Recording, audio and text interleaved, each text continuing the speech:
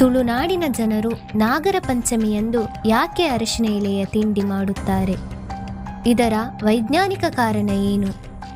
ಅರಿಶಿನ ಎಲೆಯಲ್ಲಿ ಇರುವ ಔಷಧ ಗುಣಗಳು ಏನು? ಈ ಎಲ್ಲ ಪ್ರಶ್ನೆಗಳಿಗೆ ಉತ್ತರವನ್ನು ಇಂದು ನಾವು ಈ ವಿಡಿಯೋದಲ್ಲಿ ತಿಳಿಯಲಿದ್ದೇವೆ. ಎಲ್ಲರಿಗೂ ಪ್ರೇರಣಾ ಯೂಟ್ಯೂಬ್ ಚಾನೆಲ್ಗೆ ಸ್ವಾಗತ.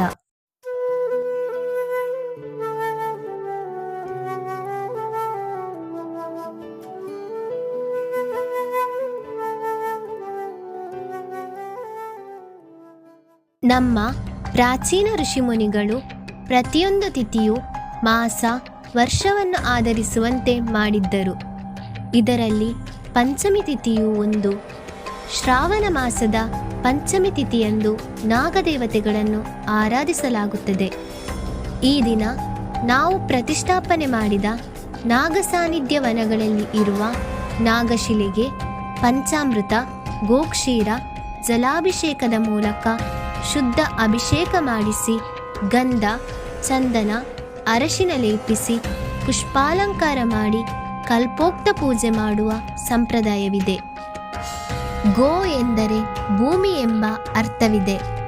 ಅದನ್ನು ಗೋವಿನ ಕ್ಷೀರದೊಂದಿಗೆ ನಾಗಶಿಲೆಯ ಅಭಿಷೇಕದ ಮೂಲಕ ಭೂಮಿಗೆ ಸಮರ್ಪಿಸಿದರೆ ಭೂಮಿಯ ಫಲವತ್ತತೆಯ ವೃದ್ಧಿಯೂ ಆಗುತ್ತದೆ.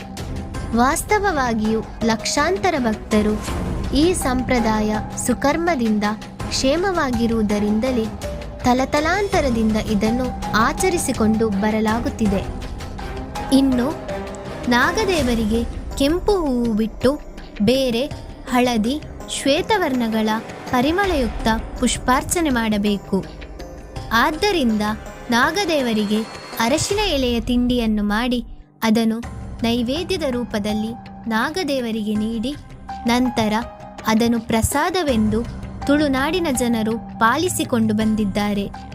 ಹಾಗೂ ಈ ಅರಶಿನ ಗಿಡದಲ್ಲಿ ಇರುವ ಔಷಧೀಯ ಗುಣಗಳು ದೇಹದಲ್ಲಿನ ರಕ್ತವನ್ನು ಶುದ್ಧಗೊಳಿಸುತ್ತದೆ, ದೇಹದಲ್ಲಿನ ಟಾಕ್ಸಿನ್ಗಳನ್ನು ಹೊರಹಾಕುತ್ತದೆ ಹಾಗೂ ಮೆದುಳಿನ ಕಾರ್ಯಾಚರಣೆಯನ್ನು ಚುರುಕುಗೊಳಿಸುತ್ತದೆ. ನಿಮಗೆ ಈ ಮಾಹಿತಿ ಇಷ್ಟವಾದಲ್ಲಿ ಈ ವಿಡಿಯೋವನ್ನು ಲೈಕ್ ಮಾಡಿ ಮತ್ತು ಶೇರ್ ಮಾಡಿ.